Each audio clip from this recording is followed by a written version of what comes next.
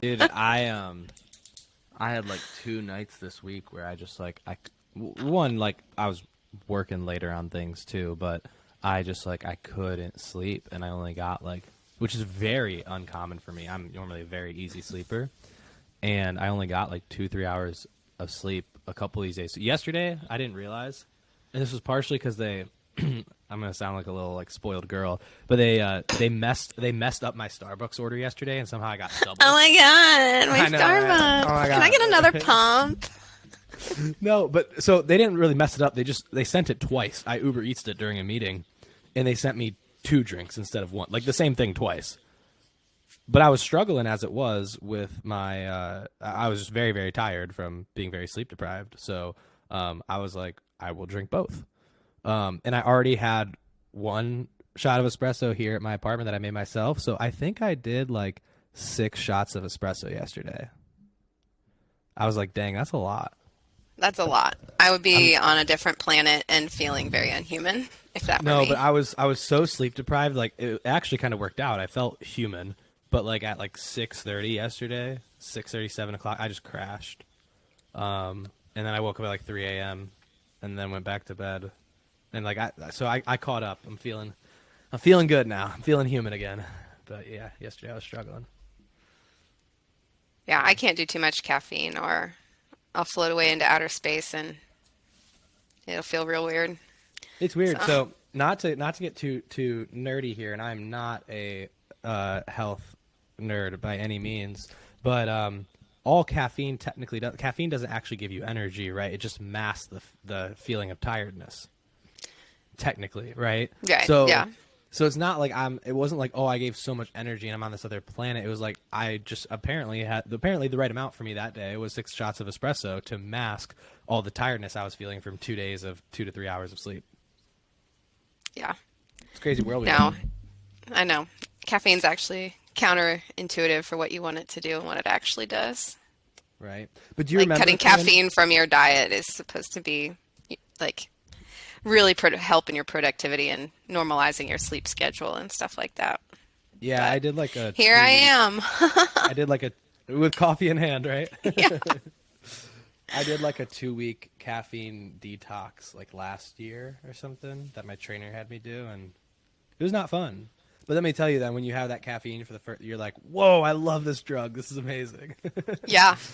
So. Yeah. No, when I was pregnant, I gave up like caffeine, like any form of anything. So 9 months without caffeine. I very much remember my first iced tea I drank after giving birth, and I was like, this is illegal, or it should be, like, very noticeable. Yeah. No, it's a hell of a drug. Well, do you remember that day I was interviewing at Panera, and I was like buzzing because I got one of those charged lemonades, but they messed up. The one with the warning at the front? Yeah, but I had those before, but like they gave me one of the really large ones instead of the regular size cup they gave me, and they didn't put any ice in it either. So I probably had like 4 servings of this, and I was like, Corinne, today's the best day ever. Like, I love interviewing. Like, yeah, you were super golden retriever mode that day. Yeah, it was great. It was a fun time, you know. Who needs alcohol and drugs to have fun? You got caffeine, man. So we don't conduct drug use. That is not what this show is about. But anyways, welcome back to the Eric the Painter podcast. My name's Eric, and I'm not really a painter. I guess that's gonna be our intro until we get the jingle going, like Eric the Painter, you know. But he doesn't paint. Yeah, something like that. Yeah, whatever. But yeah, what happened in the painting business this week? So for everybody listening, this is 1 week from our first episode where we gave you the whole context of like the first 9 months from April launching the business to February where we currently are. Now it's February 10th. We're 1 week from that episode. So if you're not caught up to speed, you're like, I have no idea how this guy's painting business operates because it's pretty unique. We do a lot of things virtual. Corinne isn't even in Cleveland where the painting business operates. She's over in Kansas. we do our sales virtually, and I'm not a painter, right? So it's a lot different than your typical painting company. But we're 1 week removed from that. So if you want to get caught up to speed, go check out that episode. It'll be episode number 1. But yeah, now a week later, what happened, man? What happened in the paint biz? Coming first of mind, two things for me. One is just how well like all of our painting crew is gelling together, working together. It's not often that, you kind of just throw 4 or 5 random people together and it, connects so well. And that's continued from last week. But another thing too that comes to the forefront of my mind is like hiring timing and why that is so important, because we learned a valuable lesson this week of where we were looking at production and where we were, planning on bringing on a couple new people and what that was going to do to our schedule and sales, and, really had to pump the brakes. So that was kind of... I felt like such a jerk. So let's dive into that. Yeah. What happened here, guys? I felt like such a jerk, but these are sometimes the tough decisions you have to make as a business owner. And I'm thankful prior to starting our painting business, we've seen hundreds and worked with hundreds from more so marketing and sales side, but really got to see the inside of it so that we had the foresight on some of these situations. But what happened was, so a few weeks ago, like, mid-January, we were only like 2 painters, really, right? We were floating between 2 to 3 painters, for quite a while here. And then we brought on 2 more, hit the ground running. They were both phenomenal, great culture fits. One that's actually next week will be her official promotion to job site manager, and the other as an apprentice, but he's hitting the ground. He's doing phenomenal. He'll be at painter level in no time. And then I did a day of interviewing at Panera, and Corinne's just gotten so good at screening these candidates and really just placing really good people in front of us. I did 5 interviews, and 4 of them, I was like, they're great. Like, we could hire these people. And we hired 2 more of them. They started, was this their first week? Yeah, this was their first week. Yeah. So they started this Monday. And then the next 2 we were supposed to start one the following Monday and one the following Monday after that. So we were literally going to go from 3 painters to 7 in like 2 weeks. That's more than doubling production capacity. And I did see this a little bit, and I was a little like, I don't know, guys, just from the point of view of that's a very short time frame to effectively double your sales too. Right? Now, obviously, like, I'm the marketing and sales guy. I'm very confident in our ability to increase that, but it doesn't matter how good you are. It doesn't matter how long you've been doing that. That's a short time frame to double sale. Like normally that's a ramp up period, right? You're going to increase lead flow, and some of your new ads may not quite pop off right away, and it may not adjust. So it may take a little bit, and your sales guy is going from taking 2 to 3 appointments a day, like 6 now. And how does he adjust to that? He's got to learn to manage his energy a little bit more. He may need some coaching. Now there's way more follow up in the pipeline, right? What a reactivation camp. Like, it's going to take a little longer, especially too when I'm not the sales guy. I'm doing that through somebody else with the training and development of somebody else. Maybe that's a little easier since I've done that before and taken 6, 7 appointments today or in a day before. I have that skill set. Maybe that would have been a little easier. But I was looking at it. I was just like, that's just such a short time frame to double our sales. But we were kind of looking at, we were like, okay, like we think we can make that work. It's fine. Like, yes, we're going to chew into that effectively lead we built, right? We're going to chew into the, we're booked out, 6 weeks or whatever. When we bring on those new people, we're going to chew into that. But I think we'll be good. Increase the marketing budgets, all that sort of stuff. Well, then as me and Karim were looking at it further, and our new painters have just hit the ground running, everybody's gelling so well, which that doesn't always happen. You may hire 7 painters and really only keep 4. That would be totally normal, not surprising at all. It's kind of surprising that everybody's gelling and working. So great problem to have, right? So we were just looking at it. We're like, all right, we're pretty much at that 4-week mark. We're booked out about 4 weeks, which is solid. No alarm bells going off necessarily of oh my God, where's the next job coming from? But if you're going, all right, we're 4 weeks booked out, we're about to add 2 painters to this mix too. okay, that's going to drop that. You're really more like 3.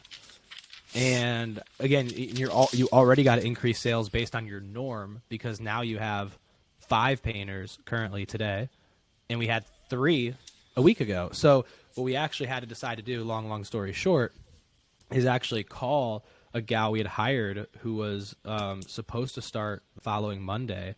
And we actually had to call her and say, like, hey, I'm really, really sorry. Like, we messed up as a business, and like, we aren't in a place to bring you on to the team right now and have the right environment for you. And like, I'm super sorry, but we would love to keep you in the pipeline and, you know, bring you on in a few months when we're ready, or whatever that time may be. And that was tough. And this gal came with a ton of experience. I think she would have been a really good fit for the team. Again, I felt like such a freaking jerk having to do that. But again, and for more than one reason too, like, even if we were like, okay, like, let's say you do nail that, right? Like, with your marketing and your sales skill sets, you're able to increase that quickly. It also still was just bringing other problems where it's like, we just got our second van. Only one van has a ladder rack installed. The other one needs to go in like next week to get it installed. We need to get the third van. And even then, some people are so new. Like, we gave that gal that's moving to job site manager next week, we gave her a van. She's only been here like 2 weeks. And don't get me wrong, there's a lot of trust there. Like, everything has been great, but like, that's still moving fast. Like, that is moving faster than I would like to. I'd like that person to at least be in the company about a month or so, have some trial and tribulation. You get to, you know, see true colors a little bit more when stuff goes wrong, and, you know, before you start giving vans over. Because once you give a van, it's hard to get it back sometimes, right? It's easy to give a promotion. It's easy to give more money. It's really hard to take it away. So we're already moving very, very fast. It was going to be chaos. And we knew that going in, right? We knew it was going to be a little bit of chaos, but it's like, you're going to have 7 painters. You're going to have a crew of 4 and a crew of 3. Half of these people have only been here a couple weeks. Combined with, now we're trying to more than double marketing and sales, and in 2 weeks. Like, I'm just like, this is a recipe for disaster. So yeah, we had to make the call. It was tough, but I think overall she was understanding, and we'll keep her in the candidate pipeline on the bench, and that's what we had to do. Yeah. Yeah. And I think too, for context, like, she hadn't actually like come on the team yet. She was like halfway through, like, she had gotten the official offer letter, and then, you know, we were looking at the calendar and just seeing, you know, what our next jobs were looking like and how quickly we could realistically chew through those, especially like as we are now, and even adding on a couple more people, it just burns through that even quicker. But from a business perspective, and this is kind of a milestone, you know, for us at least, you know, for me as somebody who's taking care of the job schedule as well, we've been in a place where jobs, like, there's been like that lapse of time where we just don't know who's going to do the projects, and projects sometimes take the longer end of their project budget, whereas now we've got people who have experience, they're working really well together, they're communicating, and a lot of these jobs have been finishing even a little bit even sooner. So I've had to bump up some people in the calendar, and looking at that, that's when I was like, hey, Eric, we got to take a reevaluation here. Well, I think, thank God too, like, you know, you and I were before, and I told you, Corinne, I was like, hey, as scheduling, like, I need to be notified if we're at 4 weeks or less. Like, I immediately, like, alarm bells go off, notify me. Not because it's like, I'm not really going to be panicking unless we're more like 2 weeks booked out, right? But like, that's my sweet spot for me. What I've seen from other painting companies, and what I think has been true for us really, is that 1 to 2 months. Even you could even really go 1 to 3. I really don't see it really starting to affect sales much at all until you start to get more than like 3 months booked out, and then people are like, dude, I don't want to wait that long. And there's always that one person that wants it done in the next like 2 weeks, right? But like, there's always that. But I find that like 1 to 3 months, 1 to 2 months is that sweet spot. So it's like, cool. Once we're dropping below a month, 4 weeks, again, we're not panicking yet, but like, we need to know so you just don't get behind. You're like, well, I thought we were a month and a half, and then you're like, shit, we're at a week and a half. So it's like, it's just like that first warning sign of like, hey, you know, just hold up. And thank God then you re-looked at stuff and kind of did our calendar. It was like, all right, this job's going to finish sooner. This one's moving here, etc. We've now got 2, sometimes 3 crews running at a time. Where does that actually put us? And then you were able to let me know like the next day, like, hey, we're actually like right at that 4-week mark. I was like, okay, cool. Let's reevaluate though, because we're about to add 2 more painters. Like the math doesn't math, you know.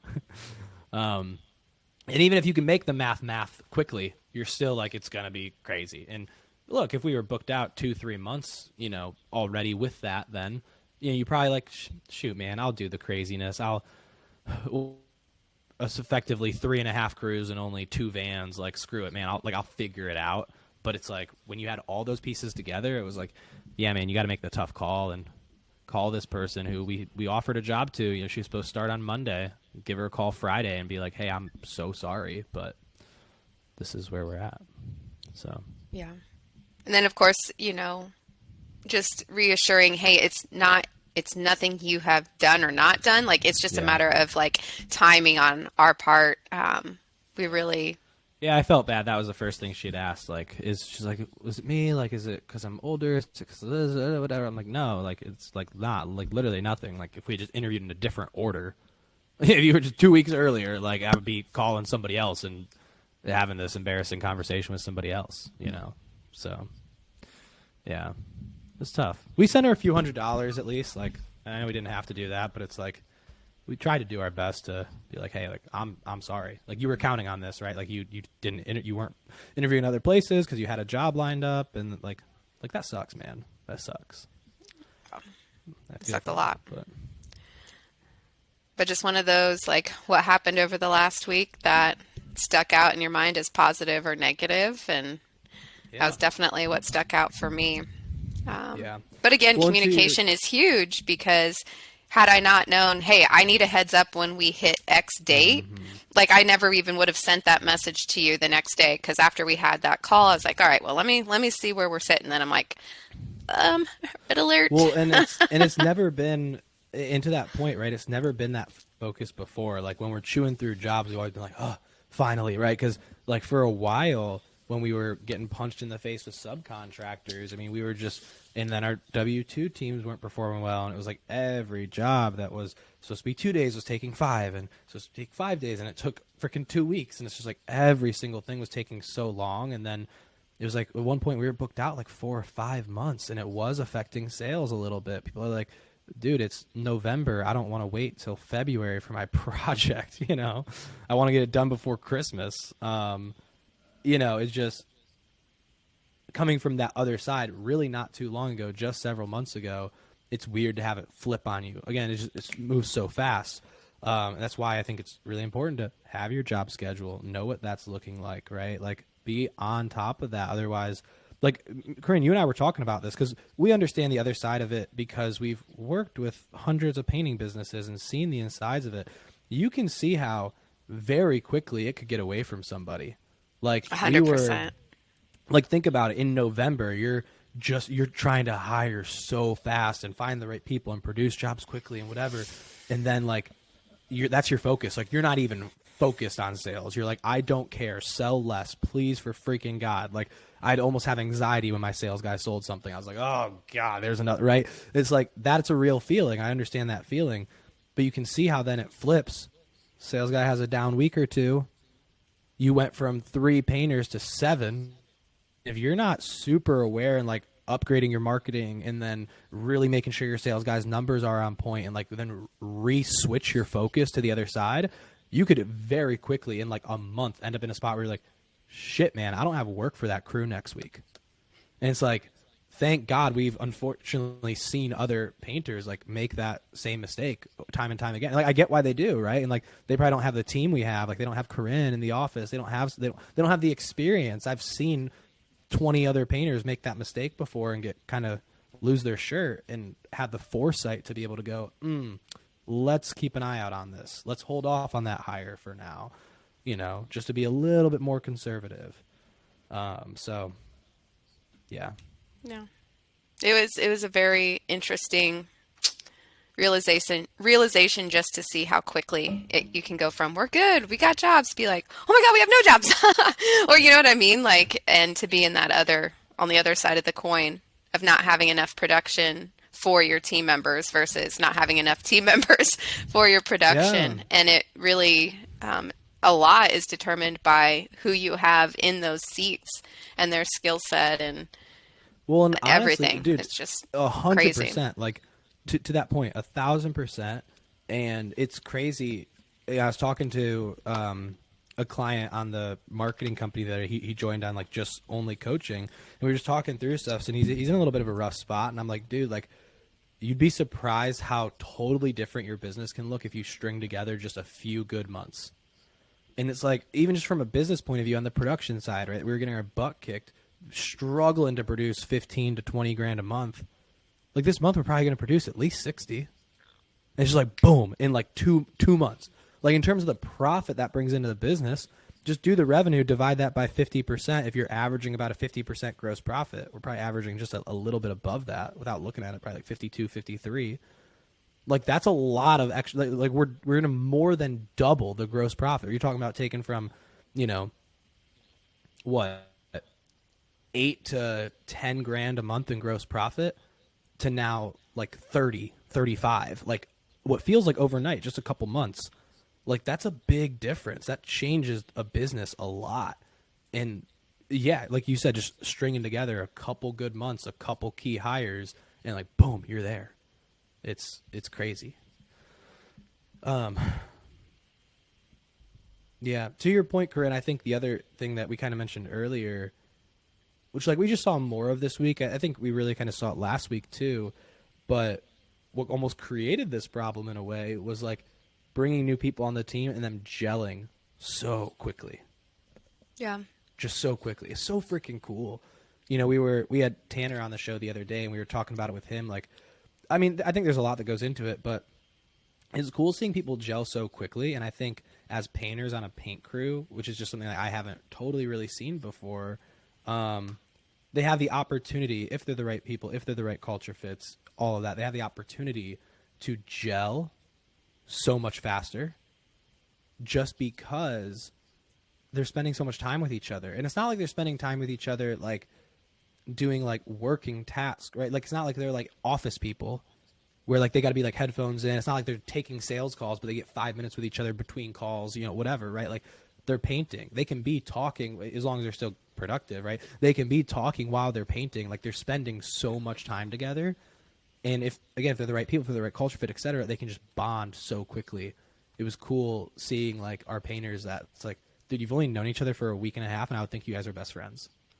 Like, and I see that as I'm a remote team member here. So we use Slack for our communication, for job channels, and just to see the new people who may or may not have had like a lot of, platform or, like Slack experience as a painter, yeah. right? You're not Most typically logging into emails and stuff. And to see people be like, here's a cute puppy on this job and put that in the pets of, Pathfinder channel and, just see people give their end of day updates in the job channels. Like, and that's kind of what I mean by gelling, not only like with each other, but also with like our processes. And it just feels very cohesive with people coming in and, contributing in all these different ways on the job sites and then behind the scenes, with the Slack channels and communication there too. I'd be curious to hear your take, Corinne, because I really think it's several things that really created it all. Because, like, for everybody listening, like, we hired a bunch of W-2s and fired a bunch of them, too. Like, it wasn't, we've hired W-2s that spent 2 weeks together and you still just kind of seemed like they didn't really know each other, right? Like, they weren't gelling. It wasn't the same feeling. It definitely doesn't always happen. I think it's a combination of really dialing in the recruiting, getting really good at that. Of course, hiring for culture fit and values, which we've always tried to do. But again, just getting better at that and figuring that out with painters specifically, with crew members specifically, what that looks like.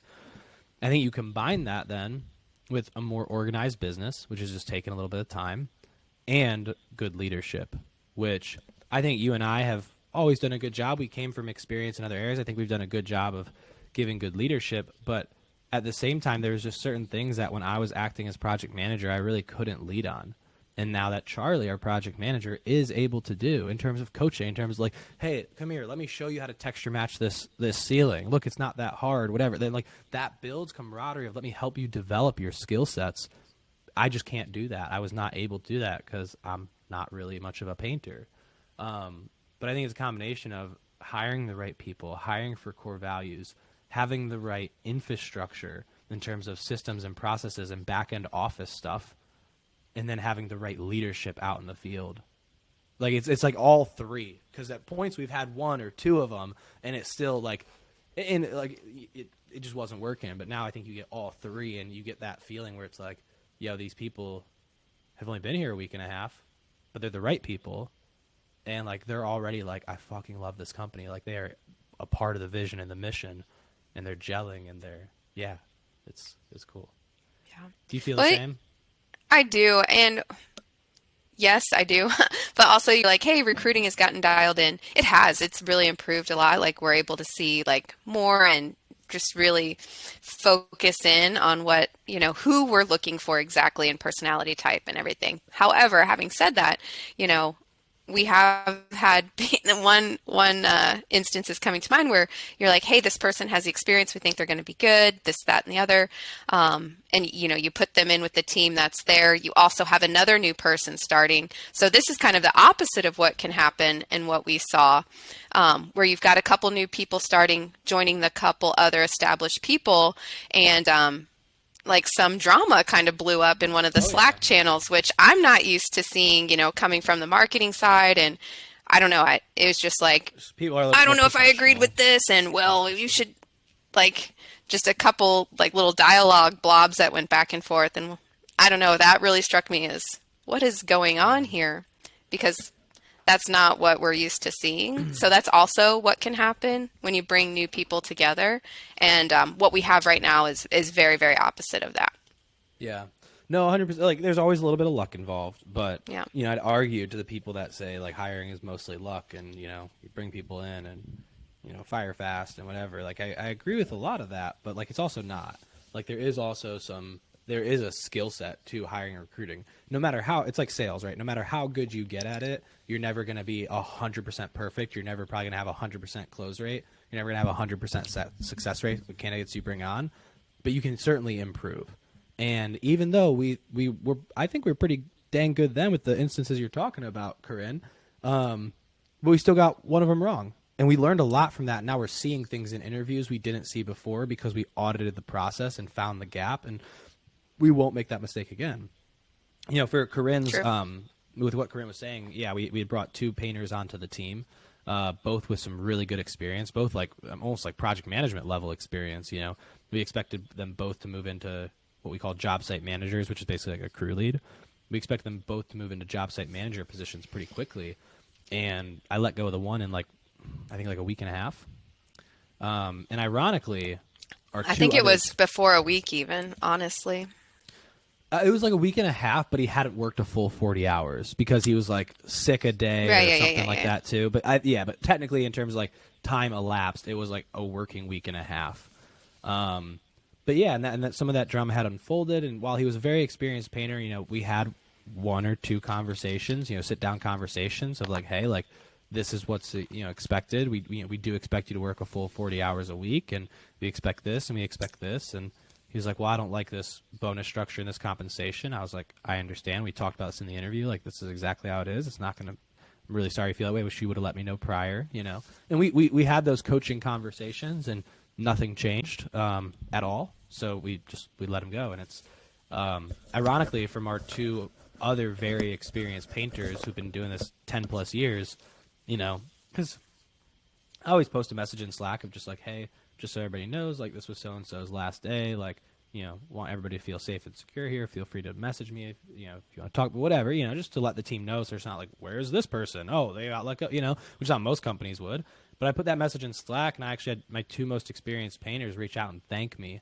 That they're like, dude, like that says a lot, like respect. He's a talent. He is a talented painter. Most people would have kept him along, and it makes everybody's job miserable, right? And it's like, even in painting, even in blue collar, like, you have to protect the culture. And I think most people don't do that. They don't think about it because it's just the industry. People are rough and tough, and it's just how it is. Everybody complains and hate their lives. No, not everybody does, actually. There are people that don't. And you can build a culture where people don't just bitch and complain all day and hate their lives. But like if you like one bad apple will poison the harvest.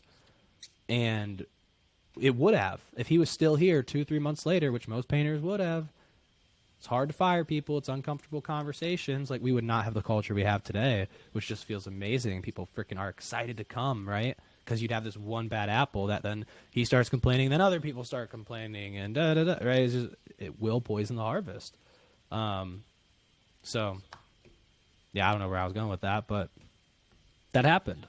Yeah. You just have to protect your culture fiercely. If, you think you hire somebody that meets all those parameters you're screening for, but then once they get in here, you start seeing things a little bit differently, like regardless of experience, you gotta cut it like a cancer where it's going to poison the whole body. And from doing so many phone screenings, when I ask somebody what they're doing for work and what has them looking for something different, they're either trying to, get away from a toxic environment, Yep. that's one of the top things. They're like, I just want a place to work where people work together well, it's professional, get paid on time, there's room for internal growth. So those people do exist out there for sure. Not everyone is, complains about their lives all the time or Yep. are that. Or has drama or this or that or whatever, right. Exactly. Yes, 100%. And here's the interesting thing, right, is where people would push back is they would go, and I know this because we worked with so many painting businesses prior, where the thought process, and at the time when this person was hired, we needed the production, man. We were booked out like 3-4 months and having to tell customers, I'm sorry, it'll be another couple of weeks. And we were in that spot. And I was like, dude, this guy's a good painter. He does quality work. He moves fast. Like, shoot, man, if we let this person go, what does that do to our production? We're going to be far behind. Like, those were real conversations. But again, let's look at it now. That wasn't that long ago. That was only a couple months ago. No. Yeah. Like, that was what? Right before Christmas. It was probably like early December. Yeah. Yeah. Yeah. Yeah. Not long ago. Maybe. No, it was after Thanksgiving, I want to say. For sure it was. Yeah. It wasn't. It was very, very recently. But it was before our holiday party. It was like a week or two before our holiday party, which was like mid-December. So correct. Like last week in November, first week in December sort of time, right? And it's February 10th. Not long ago. A lot can change very quickly when you're intentional. And if you just fast forward of like, what if you kept that person? Like, yes, you would have produced more in that short term. We 100% would have. Like, a couple weeks in December would have been a little easier, and we would have had a little bit more cash in the bank, and things would have been produced. But, oh, my God, there's no chance, if this person was still on the team, we would be in the spot we are now, which is a million miles ahead of that. So it's like, yes, it is. It's looking long-term, too. It's not just like, oh, well, what does production look like these couple weeks? I'll figure that out, man. And if we got to refund a customer because of a deposit, like, whatever. Like, I'll figure that out. Like, protect culture at all costs. And like now 2 months later, because we did that, it's a totally different business. And you've got 5 painters that are rock stars and all fit the culture and are no drama and love it here and are building other people up and coaching each other.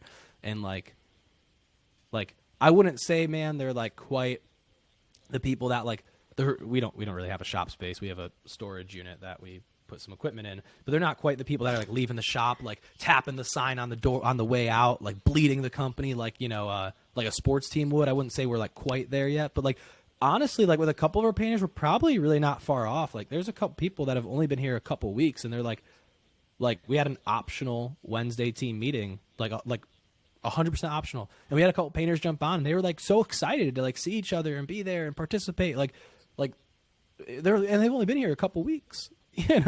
They're still getting to know us and everything. So it's like that really is possible. And I think so many painting company owners just don't think that's possible. Yeah. You keep that bad apple on with scarcity mindset. And just imagine, I don't know where you went, Eric, but I lost your visual. Yeah. He's back. Am I back? Okay, that was weird. Kind of, but your audio is weird. Okay, our recording's back. We fixed the mics.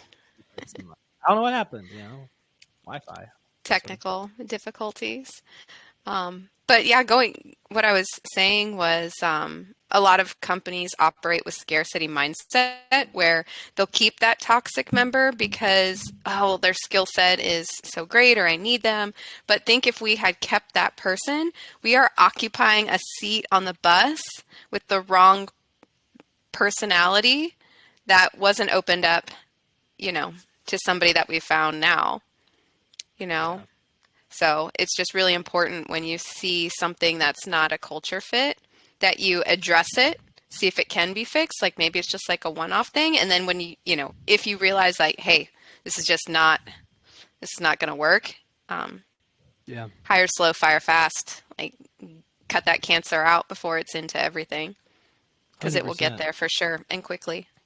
Yeah, and like people are very impressive.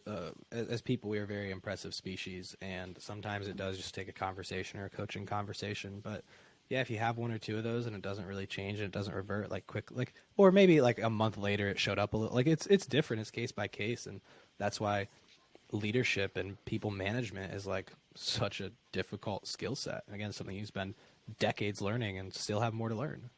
So yeah. Corinne, the only other big thing that comes to mind from this week is Charlie actually like kind of being a project manager. Simply just because Exciting. it's very exciting. And kind of simply just because we now have multiple projects going on at the same time. Where before it's like we always had one project going on and like sometimes we would have a second, like a small little job we broke off a person or two for. But now like pretty much from here on out, like at one point we had 3 projects going on because we had that one small project we broke, a one painter project we broke somebody off for. And then, 2 others going on at the same time. So he's really doing those responsibilities now. And we're through training. So he's doing the other stuff. He's talking to the customers. He's texting them through our CRM. He's running between jobs, checking, making sure they're good, showing them how to spray the trim here because it was a little tricky. So he was showing one of our job site managers how to, do this or that or whatever, right? Like little stuff like that. Like he's really doing that role.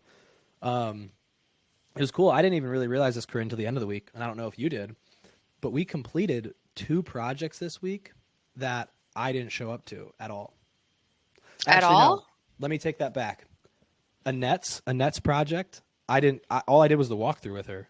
And I'm kind of sad I didn't get to see it because that trim looked beautiful. All the stuff they sprayed with the paneling and everything looked beautiful from the pictures. But no, I never saw it. I never got to show up there once. And Patty's job, I literally was there for like maybe 20 minutes. I dropped off like the new painter's buckets and like said hi and everything and kind of ran through like, hey, here's these like did that little bit of onboarding with them. That's it. They were taking painting off ceilings. a hat feels like. I know it's sad. Like You get to wear it now.